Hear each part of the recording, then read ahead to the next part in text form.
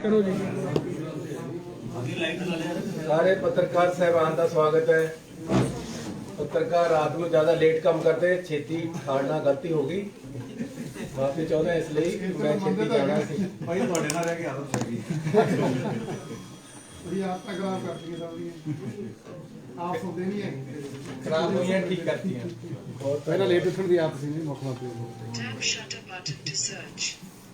एक पहला मैं ਤੁਹਾਨੂੰ ਦੱਸਣਾ ਚਾਹੁੰਦਾ, ਪਿਛਲੀਆਂ ਦੋ ਕੈਬਨਿਟ ਦੇ ਵਿੱਚ ਜਿਹੜੇ ਫੈਸਲੇ ਸੀ ਲਏ Tap ਹੈ shutter button to ਉਹ ਤੁਹਾਡੇ ਤੱਕ ਨਹੀਂ ਪਹੁੰਚੇ ਸੀ। ਇਸ ਕਰਕੇ ਵੀ ਪਹਿਲਾਂ ਮੈਂ ਉਹ ਵੀ ਤੁਹਾਨੂੰ ਦੱਸਣਾ ਚਾਹੁੰਦਾ ਤੇ ਬਾਕੀ ਜੋ ਤੁਸੀਂ ਕਹੋਗੇ ਉਹ ਵੀ ਗੱਲਾਂ ਕਰਾਂਗੇ। ਖੇਤੀ ਕਿਸਾਨ ਤੇ ਜਿਹੜਾ ਕਰਜ਼ਾ ਹੈ ਉਸ ਦਾ ਬੋਝ ਕਿਸਾਨ ਝੱਲਣ ਤੋਂ ਅਸਮਰਥ ਹੋਇਆ ਹੋਇਆ ਹੈ। ਇਸ ਤਰੀਕੇ ਦੇ ਹਾਲਾਤ ਬਣੇ ਹੋਏ ਹੈ ਤੇ ਪੰਜਾਬ ਸਰਕਾਰ ਨੇ 2 ਲੱਖ ਤੱਕ ਦੇ 5 ਏਕੜ ਤੱਕ ਵਾਲੇ ਕਿਸਾਨਾਂ ਦੇ ਕਰਜ਼ੇ ਜਿਹੜੇ ਆ ਉਹ ਮਾਫ ਕਰਨ ਦਾ ਐਲਾਨ ਕੀਤਾ ਸੀ।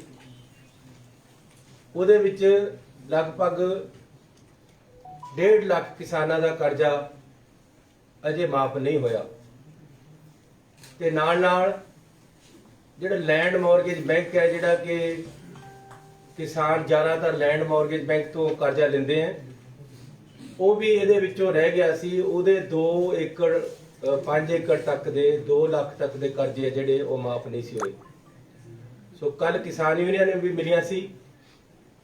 ਪੰਜਾਬ ਸਰਕਾਰ ਨੇ ਫੈਸਲਾ ਕੀਤਾ ਹੈ ਕਿ 2 ਲੱਖ ਤੱਕ ਦੇ ਕਰਜ਼ੇ ਜਿਨ੍ਹਾਂ ਕਿਸਾਨਾਂ ਦੇ ਬਕਾਇਆ ਰਹਿ ਗਏ ਹੈ, ਜਿਹੜੇ ਕਿ ਹੁਣ ਸ਼ਾਇਦ 2 ਲੱਖ ਪਰਿਵਾਰ ਬਣ ਜਾਣਗੇ, ਉਹਨਾਂ ਦਾ ਇਹ ਟੋਟਲ 2 ਲੱਖ ਤੱਕ ਦਾ ਕਰਜ਼ਾ ਜਿਹੜਾ ਕ੍ਰੌਪ ਲੋਨ ਹੈ ਉਹ ਮਾਫ ਕੀਤਾ ਜਾਏਗਾ। ਜਿਹੜੀ ਪਹਿਲੀ ਸਕੀਮ ਹੈ ਤੇ ਲੈਂਡ ਮੌਰਗੇਜ ਬੈਂਕ ਦੇ ਜਿਹੜੇ ਕਰਜ਼ੇ ਹੈ ਉਹ ਅਸੀਂ ਮਾਫ ਕਰਨ ਜਾ ਰਹੇ ਹਾਂ। ਅਗਲੇ 10 ਦਿਨਾਂ ਦੇ ਵਿੱਚ ਅਸੀਂ ਇਹ ਪੈਸੇ ਕਿਸਾਨਾਂ ਦੇ ਖਾਤਿਆਂ ਦੇ ਵਿੱਚ ਪਾ ਦੇਵਾਂਗੇ। 10 ਤੋਂ 15 ਦਿਨਾਂ ਦੇ ਵਿੱਚ ਇਹ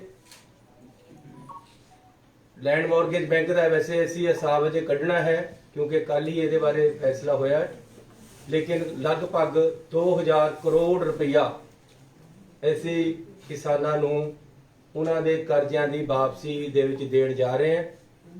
ਉਹਦੇ ਨਾਲ ਸਾਡੀ ਇਹ ਸਕੀਮ ਬਿਲਕੁਲ ਕੰਪਲੀਟ ਹੋ ਜਾਏਗੀ ਕਿ 2 ਲੱਖ ਤੱਕ ਦੇ ਜਿਹੜੇ ਕਰਜ਼ੇ ਹੈ ਉਹ ਸਾਰੇ ਕਿਸਾਨਾਂ ਦੇ ਜਿਨ੍ਹਾਂ ਦੇ 5 ਏਕੜ ਤੱਕ ਜ਼ਮੀਨ ਹੈ ਉਹ ਪੰਜਾਬ ਸਰਕਾਰ ਵੱਲੋਂ ਮਾਫ ਕਰ ਦਿੱਤੇ ਜਾਣਗੇ। ਇਸ ਦੇ ਨਾਲ ਜਿਹੜੇ ਲੈਂਡਲੈਸ ਲੇਬਰਰ ਹੈ ਉਹਨਾਂ ਦੇ ਵੀ ਅਸੀਂ ਕਰਜ਼ੇ ਮਾਫ ਕੀਤੇ ਹੈ। 25000 ਤੱਕ ਦਾ ਉਹਨਾਂ ਦਾ ਕਰਜ਼ਾ ਐਸੀ ਕੋਆਪਰੇਟਿਵ ਸੁਸਾਇਟੀਆਂ ਦਾ ਮਾਫ ਕਰ ਦਿੱਤਾ ਹੈ। ਸ਼ਡਿਊਲ ਕਾਸਟ ਦੇ ਵਿੱਚੋਂ ਜਿਹੜੇ ਲੋਨ ਲਏ ਹੋਏ ਸੀ ਕਾਰਪੋਰੇਸ਼ਨ ਚੋਂ ਉਹ ਮਾਫ ਕਰ ਦਿੱਤੇ ਹੈ।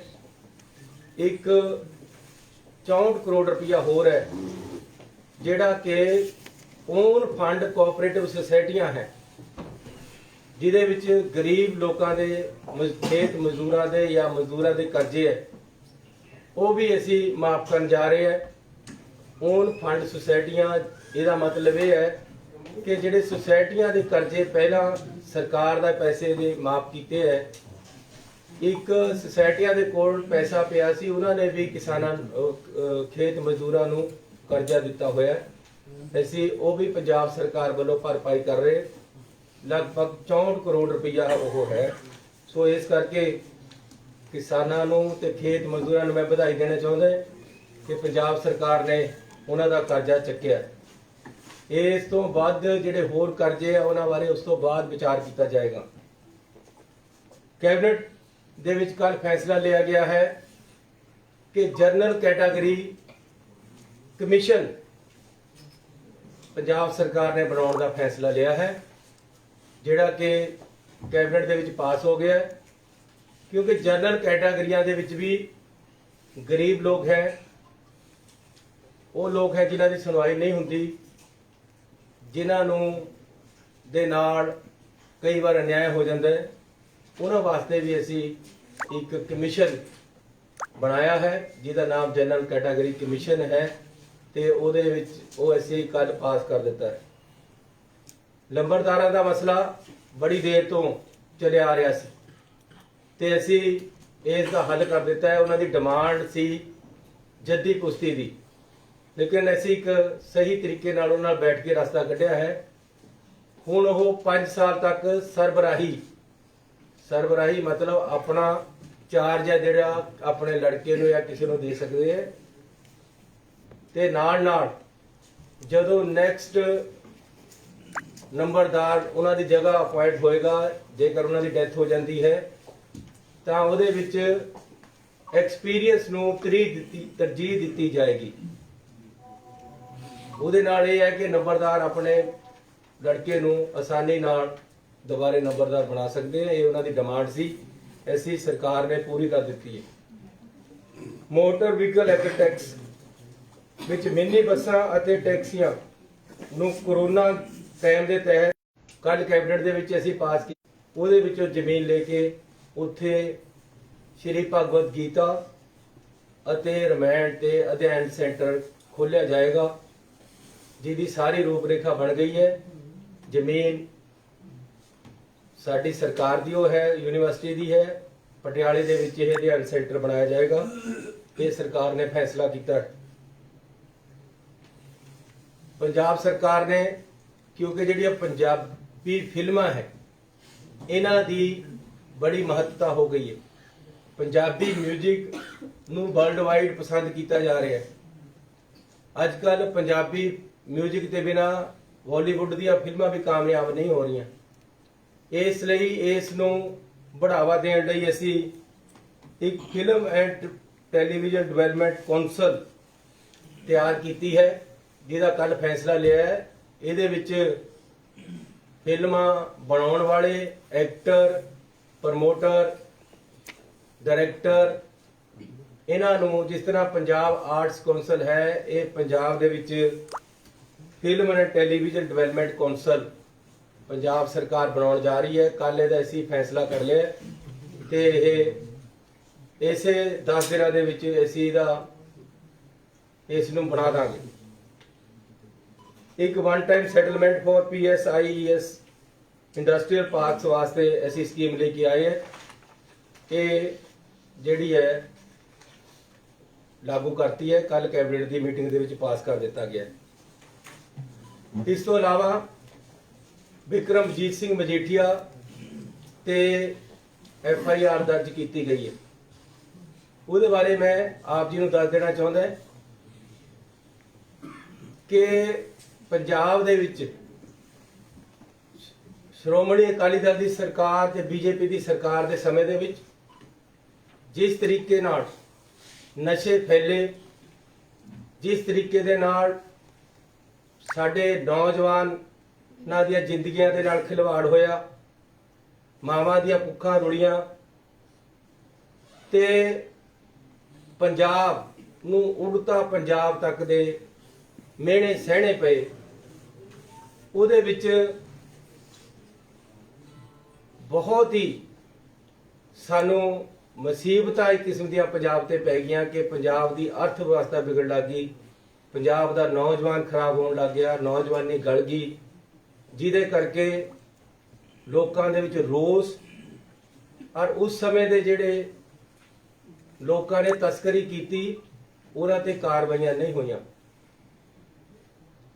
ਮੈਂ ਤੇ ਸਾਡੀ ਕੈਬਨਿਟ ਪੰਜਾਬ ਸਰਕਾਰ ਨੇ ਇਹਦੇ ਤੇ ਐਕਸ਼ਨ ਲੈਣਾ ਸ਼ੁਰੂ ਕੀਤਾ ਹੈ, ਲੇਕਿਨ ਕੋਰਟਾਂ ਦੇ ਰਾਹੀਂ ਜਿਹੜੀ ਕਾਰਵਾਈ ਹੈ ਉਹ ਹੋ ਰਹੀ ਹੈ। ਸਭ ਤੋਂ ਪਹਿਲਾਂ ਤਾਂ ਮੈਂ ਆਪਣੇ ਆਪ ਨੂੰ ਕਨਵਿੰਸ ਕਰਿਆ ਕਿ ਕਿਸੇ ਤੇ ਵੀ ਕੋਈ ਨਜਾਇਜ਼ ਨਾ ਹੋਵੇ।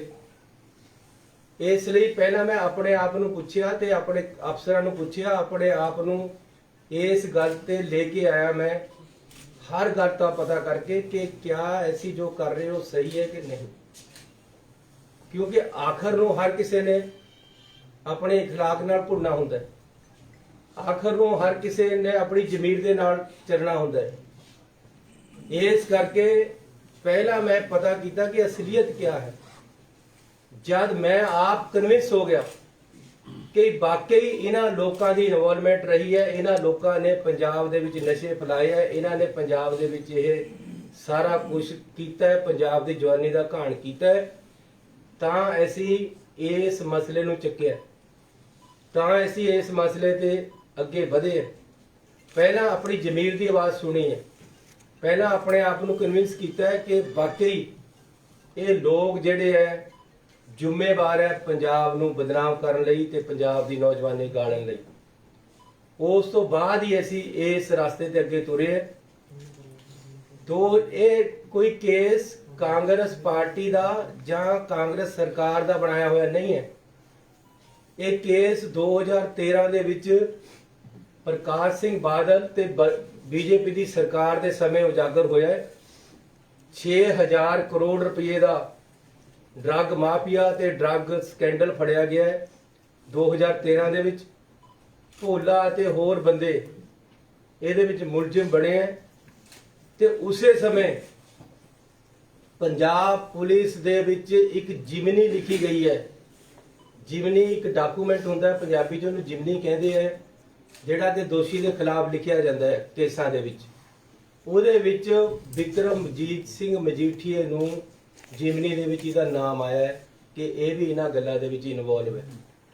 ਉਸ ਤੋਂ ਅੱਗੇ ਗੱਲ ਵਧੀ ਹੈ, ਫਿਰ ਭੋਲਾ ਨਾਮ ਦਾ ਜਿਹੜਾ ਇਹਦੇ ਵਿੱਚ ਤਸਕਰ ਮੰਨਿਆ ਗਿਆ, ਜਿਹਦੇ ਖਿਲਾਫ ਕੇਸ ਚੱਲ ਰਹੇ ਹੈ, ਜਿਹੜਾ ਜੇਲ੍ਹ ਵਿੱਚ ਹੈ, ਉਸ ਨੇ ਲਾਈਵ ਹੋ ਕੇ ਮੋਹਾਲੀ ਕੋਰਟ ਦੇ ਵਿੱਚ ਪ੍ਰੈਸ ਨੂੰ ਬਿਆਨ ਦਿੱਤਾ ਕਿ ਇਹਦੇ ਵਿੱਚ ਸਾਰਾ ਕੁਝ ਕਰਤਾ ਧਰਤਾ ਜਿਹੜਾ ਹੈ ਉਹ ਬਿਕਰਮਜੀਤ ਸਿੰਘ ਮਜੀਠੀਆ ਹੈ।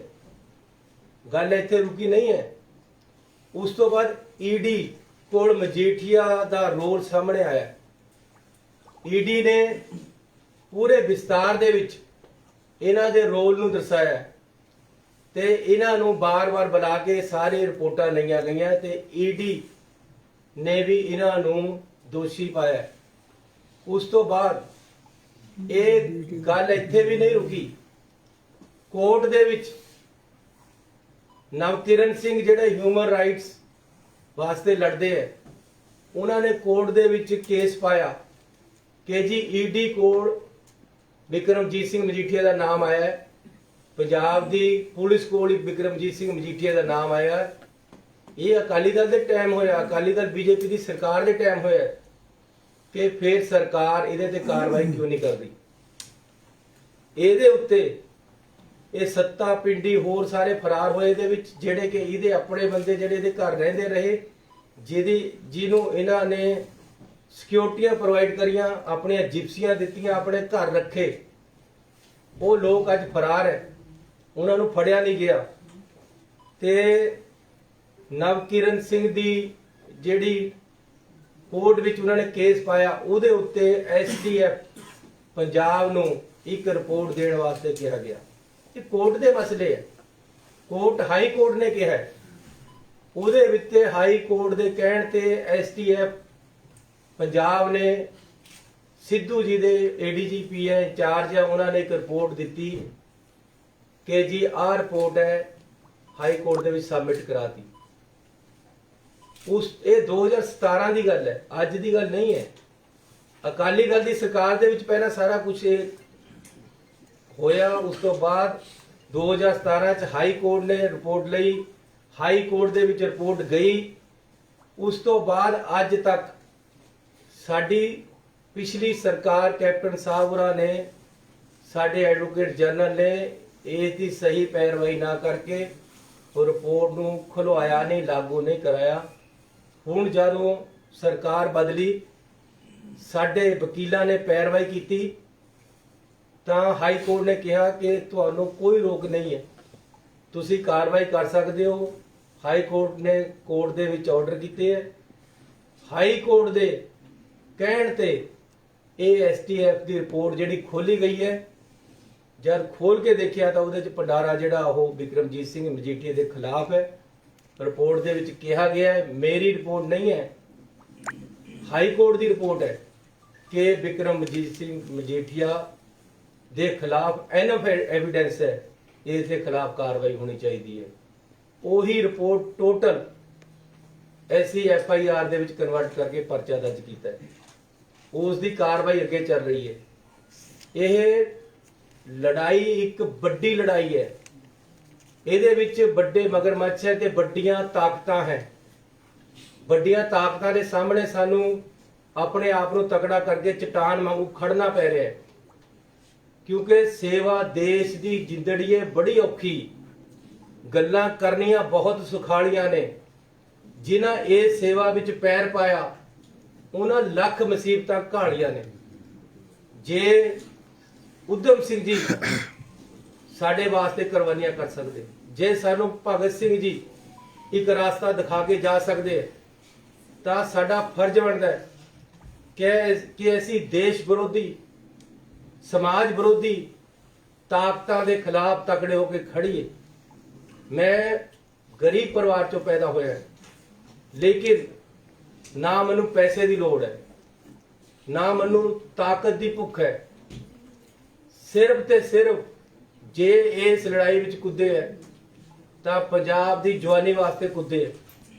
ਜੇ ਇਸ ਲੜਾਈ ਦੇ ਵਿੱਚ ਕੁੱਦੇ ਹੈ ਤਾਂ ਪੰਜਾਬ ਦੀਆਂ ਮਾਵਾਂ ਦੀਆਂ ਕੁੱਖਾਂ ਵਾਸਤੇ ਕੁੱਦੇ ਹੈ। ਜੇ ਇਸ ਲੜਾਈ 'ਚ ਕੁੱਦੇ ਹੈ ਤਾਂ ਸਮਾਜ ਦੇ ਸੁਧਾਰ ਵਿੱਚ ਵਾਸਤੇ ਕੁੱਦੇ ਹੈ।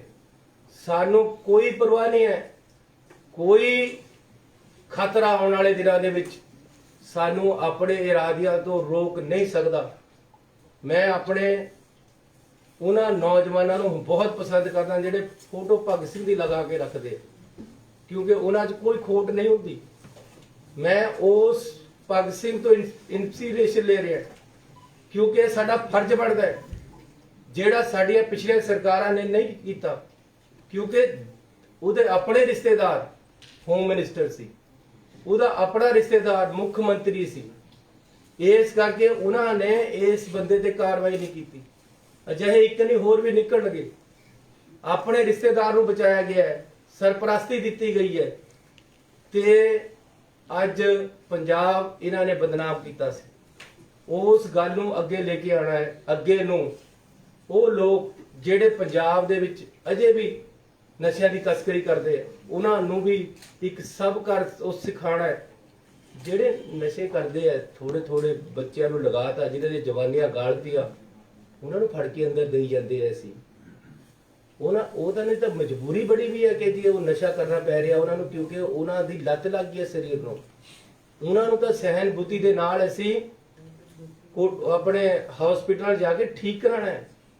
ਫੜਨਾ ਤਾਂ ਇਹਨਾਂ ਲੋਕਾਂ ਨੂੰ ਹੈ ਜਿਨ੍ਹਾਂ ਨੇ ਸਾਰਾ ਕੁਝ ਕਰਾਇਆ ਹੈ। ਇਸ ਕਰਕੇ ਔਰ ਫਿਰ ਮੈਂ ਤੁਹਾਨੂੰ ਇਸ ਤੋਂ ਅੱਗੇ ਵੀ ਗੱਲ ਕਰਨਾ ਚਾਹੁੰਦਾ ਕਿ ਆਮ ਆਦਮੀ ਪਾਰਟੀ ਵਾਲੇ ਅੱਜ ਕਹਿੰਦੇ ਆ ਜੀ ਇਹ ਤਾਂ ਡਰਾਮਾ ਕਰਤਾ।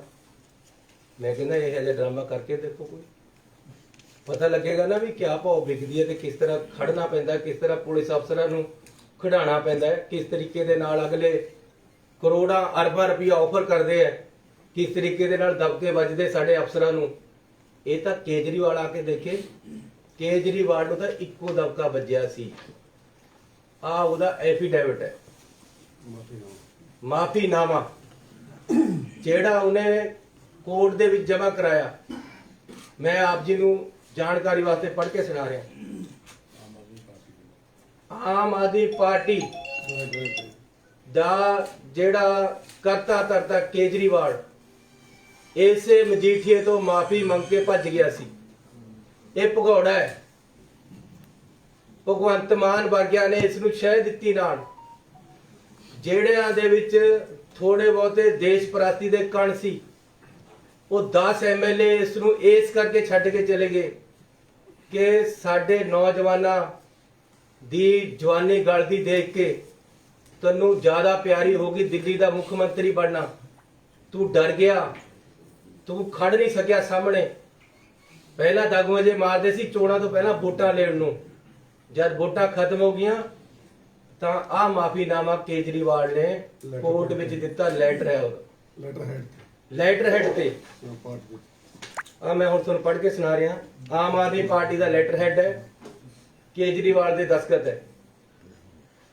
Subject retraction of allegations made against you and an offer of regret।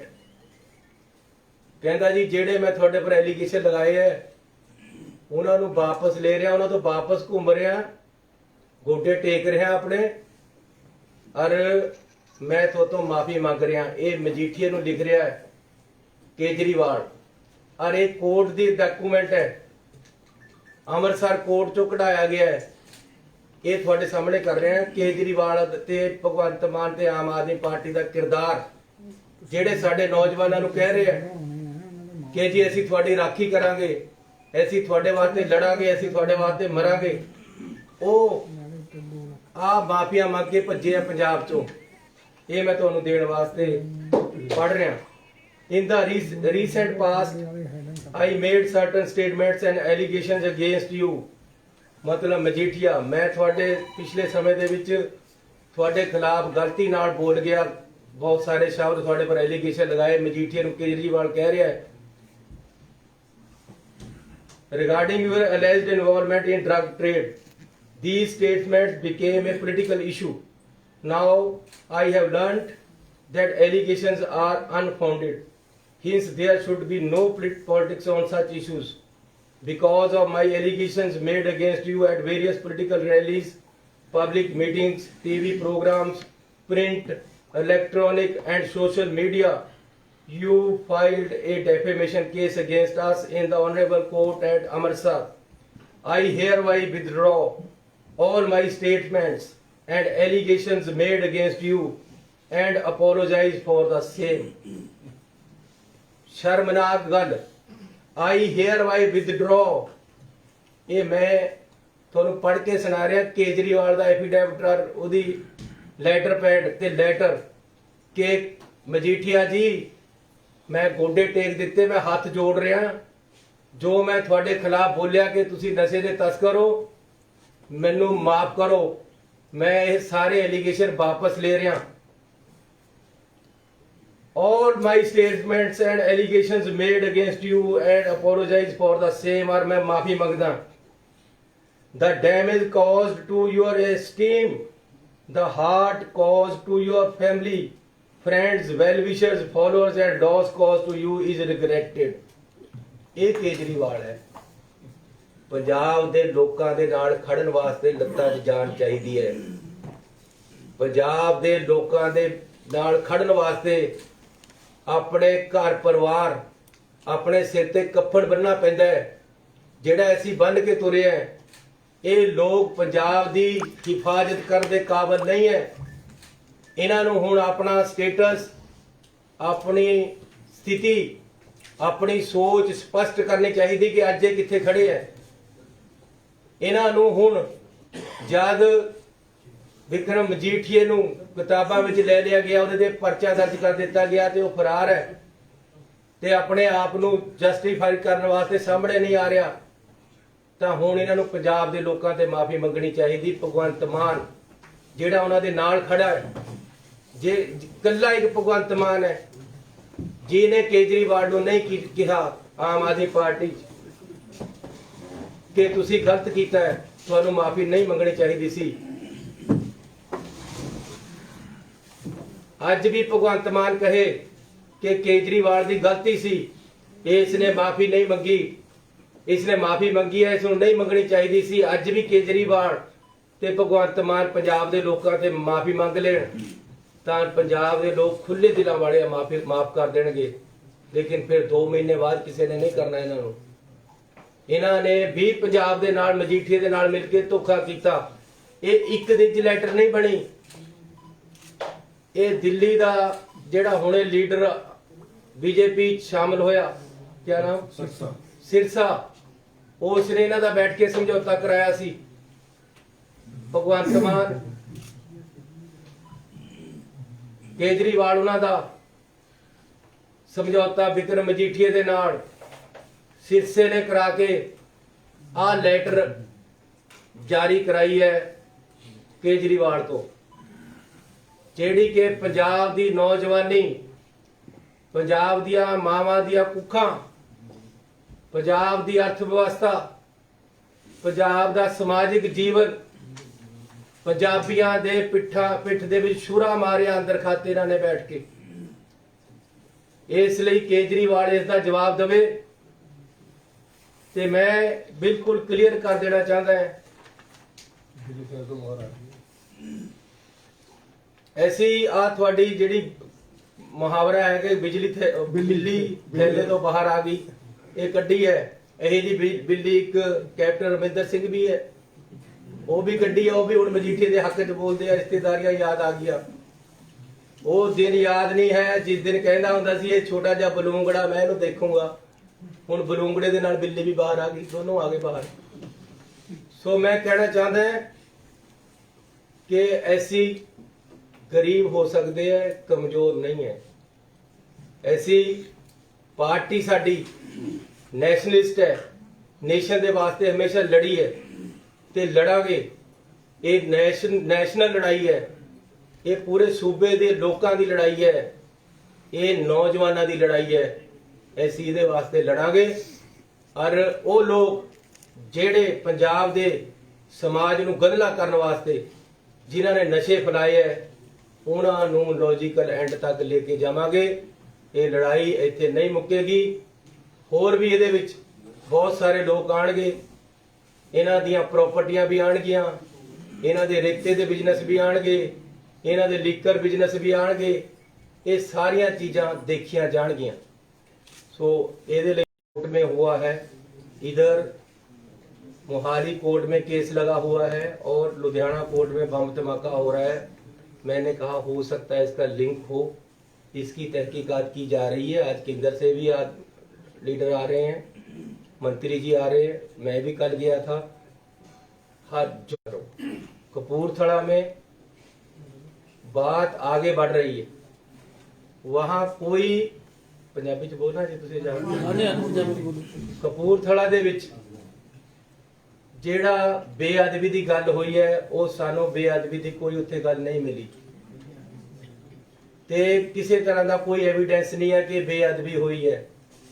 ਉਹ ਇੱਕ ਬੰਦਾ ਆਪਣੇ ਘਰ ਦੇ ਉੱਪਰ ਮਹਾਰਾਜ ਦੀ ਸਵਾਰੀ ਨੂੰ ਉਹਨਾਂ ਨੇ ਰੱਖਿਆ ਹੋਇਆ, ਥੱਲੇ ਉਹ ਆਪ ਰਹਿੰਦੇ ਹੈ ਤੇ ਇਹ ਗੱਲ ਕਤਲ ਵੱਲ ਨੂੰ ਗਈ ਹੈ।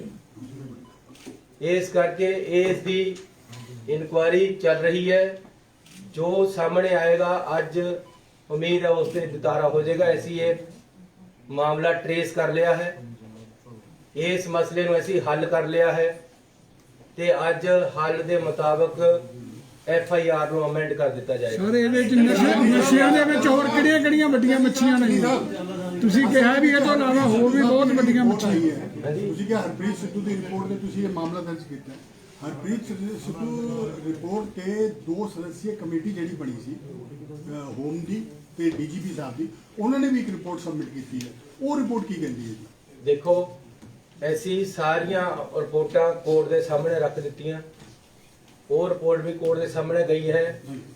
ਕੋਰਟ ਨੇ ਆਖਰ ਦੇ ਵਿੱਚ ਸਾਨੂੰ ਕਿਹਾ ਕਿ ਤੁਸੀਂ ਇਹਦੇ ਤੇ ਕਾਰਵਾਈ ਕਰੋ। ਤੁਸੀਂ ਕਰਦੇ ਕਿਉਂ ਨਹੀਂ ਆ, ਸਾਨੂੰ ਕਰਕੇ ਦੱਸੋ। ਅਸੀਂ ਕੀਤੀ। ਸਰ ਹੋਰ ਵੱਡੀਆਂ ਮੱਛੀਆਂ ਕਿਹੜੀਆਂ? ਤੁਸੀਂ ਕਿਹਾ ਕਿ ਅਕਾਲੀ ਦਲ ਦੇ ਵਿਕਰਮ ਮਜੀਠੀਆ ਹੈਗਾ, ਹੋਰ ਵੀ ਕਾਫੀ ਬੰਦੇ ਆਏ ਨੇ, ਤੁਸੀਂ ਜਾਂਚ ਕਰ ਰਹੇ ਹੋ। ਇਹ ਕੋਈ ਹੋਰ ਜਿਹੜੀ ਅੱਗੇ ਹੈ ਕੇਵਲ ਇੱਕ ਪਾਰਟੀ ਦਾ ਹੈ ਜਾਂ ਹੋਰ ਪੋਲੀਟੀਕਲ ਬੰਦੇ ਵੀ, ਕਿਉਂਕਿ ਕਾਫੀ ਵੱਡਾ ਤੁਸੀਂ ਜਿਵੇਂ ਦੱਸਿਆ ਨੈਟਵਰਕ ਹੈਗਾ, ਇਹ ਕਿਹੜੇ ਹੈਗੇ ਆ? ਇਕੱਲਾ ਇਹ ਹੈਗਾ STF ਦੀ ਰਿਪੋਰਟ ਤੇ ਪਰਚਾ ਦਰਜ ਹੋ ਗਿਆ ਹੈ।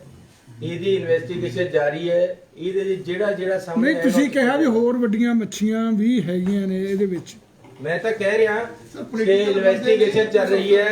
जो ਇਹਦੇ ਵਿੱਚ आएगा वो फंसेगा। सेंट्रल एजेंसी को दिया जाएगा, NIA को माना जा रहा है भाई मामला जो ब्लास्ट वाला NIA को दिया जा सकता है। क्या आप ऐसा है कि कल मेरी अमित शाह जी नाल भी गल हुई सी, ਉਹਨਾਂ ਦੀ ਵੀ ਸਪੋਰਟ ਲਈ ਜਾ ਰਹੀ ਹੈ ਇਸ ਮਸਲੇ ਨੂੰ ਹੱਲ ਕਰਨ ਲਈ, ਇਹਨੂੰ ਲੱਭਣ ਲਈ।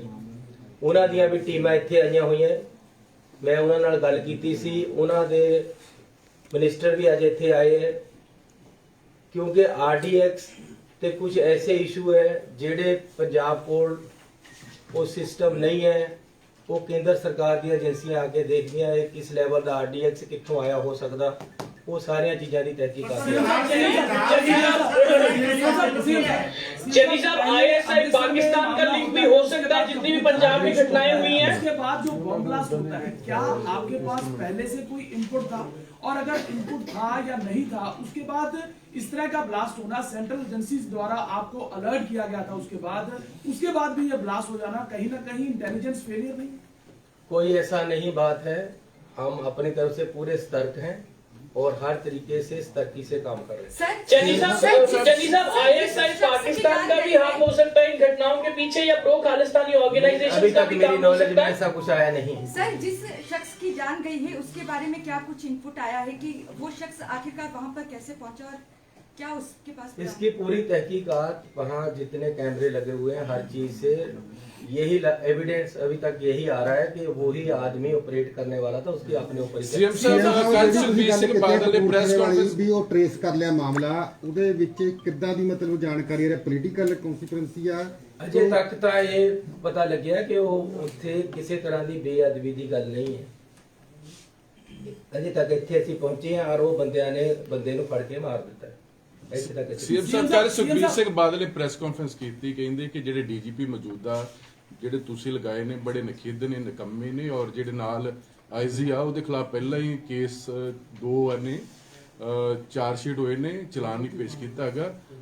ਉਸ ਬੰਦੇ ਨੂੰ, ਉਸ ਅਫਸਰਾਂ ਨੂੰ ਯੂਜ਼ ਕੀਤਾ ਗਿਆ ਵਿਕਰਮ ਮਜੀਠੀਆ ਦੇ ਖਿਲਾਫ ਕੇਸ ਦਰਜ ਕਰਨ, ਕਿ ਜਿਹੜੇ ਚੰਗੇ ਅਫਸਰ ਸੀ ਉਹਨਾਂ ਨਾ ਕਰ ਦਿੱਤੇ। ਦੇਖੋ, ਜਿਹੜਾ ਸਹੀ ਕੰਮ ਕਰੇ ਹੁਣ ਜੇ ਹੋ ਗਿਆ, ਆਹ ਗੱਲ ਪੂਰਾ ਪੰਜਾਬੀ ਲੋਕ ਤੜਪ ਕੇ ਕਹਿ ਰਹੇ ਸੀ ਕਿ ਜੀ ਜਿਨ੍ਹਾਂ ਲੋਕਾਂ ਨੇ ਸਾਡੀਆਂ ਜਵਾਨੀਆਂ ਗਾਲੀਆਂ, ਉਹਨਾਂ ਤੇ ਪਰਚੇ ਦਰਜ ਕੀਤੇ ਜਾਣ, ਉਹਨਾਂ ਨੂੰ ਫੜ ਕੇ ਅੰਦਰ ਕੀਤਾ ਜਾਵੇ। ਇਹ ਅੱਜ ਦੀ ਨਹੀਂ ਹੈ ਡਿਮਾਂਡ, ਇਹ ਸਾਰੀਆਂ ਪਾਰਟੀਆਂ ਦੀ ਮੈਨੀਫੈਸਟੋ ਵਿੱਚ ਹੈ। ਇਹ ਸਾਰੀਆਂ ਪਾਰਟੀਆਂ ਵਿੱਚ ਹੀ ਕਰੀਆਂ ਸੀ। ਪਾਰਟੀ ਕਦ ਮੈਨੀਫੈਸਟੋ 'ਚ ਕੋਈ ਗੱਲ ਦਿੰਦੀ ਹੈ, ਪਾਰਟੀ ਕਦ ਸਟੇਜਾਂ ਪਰ ਬੋਲਦੀ ਹੈ, ਜਦੋਂ ਲੋਕਾਂ ਦੀ ਡਿਮਾਂਡ ਹੋਵੇ। ਇਹ ਤਾਂ ਆਵਾਜ਼ੇ ਖਲਕਤ, ਆਵਾਜ਼ੇ ਖੁਦਾ ਬਣ ਗਈ ਹੈ ਕਿ ਇਹਨਾਂ ਤੇ ਕਾਰਵਾਈ ਹੋਣੀ ਚਾਹੀਦੀ ਸੀ ਤੇ ਕਾਰਵਾਈ ਹੋਈ ਹੈ। एक एमएलए भी दोष लगा रहे हैं कि डीजीपी साहब है गुंडा तत्वां ਨੂੰ ਨਾਲ ਲੈ ਕੇ ਚੱਲ ਰਹੇ ਨੇ। ਐਸੀ ਕੋਈ ਗੱਲ ਨਹੀਂ ਹੈ। ਮੈਂ ਪਿੰਕੀ ਨਾਲ ਵੀ ਗੱਲ ਕੀਤੀ ਹੈ, ਉਹਨਾਂ ਨਾਲ ਬਿਠਾ ਕੇ ਉਹਨਾਂ ਨੂੰ ਸੁਣਿਆ, ਉਹਨਾਂ ਦਾ ਆਪਣਾ ਕੋਈ ਮਸਲਾ ਸੀ। ਪੰਜਾਬ ਦੇ ਪਿੰਡਾਂ ਦੇ ਵਿੱਚ ਚਿੱਟਾ ਵਿਕ ਰਿਹਾ, ਜਿਹੜੇ ਤੁਸੀਂ ਮਾਮਲੇ ਦੀ ਗੱਲ ਕਰ ਰਹੇ ਹੋ, ਇੱਕ ਵੱਡਾ ਮਾਮਲਾ ਸੀ, ਬਾਹਰ ਦੇ ਵਿੱਚ ਵੀ ਇਹ ਸਪਲਾਈ ਹੋ ਰਿਹਾ ਸੀ, ਲੇਕਿਨ ਹਜੇ ਵੀ ਜਿਹੜਾ ਪੰਜਾਬ ਦੇ ਪਿੰਡਾਂ ਦੇ ਵਿੱਚ ਚਿੱਟਾ ਵਿਕ ਰਿਹਾ ਉਸ ਨੂੰ ਵੀ ਇੱਕ ਵੱਡਾ ਨੈਕਸਸ ਚਲਾ ਰਿਹਾ।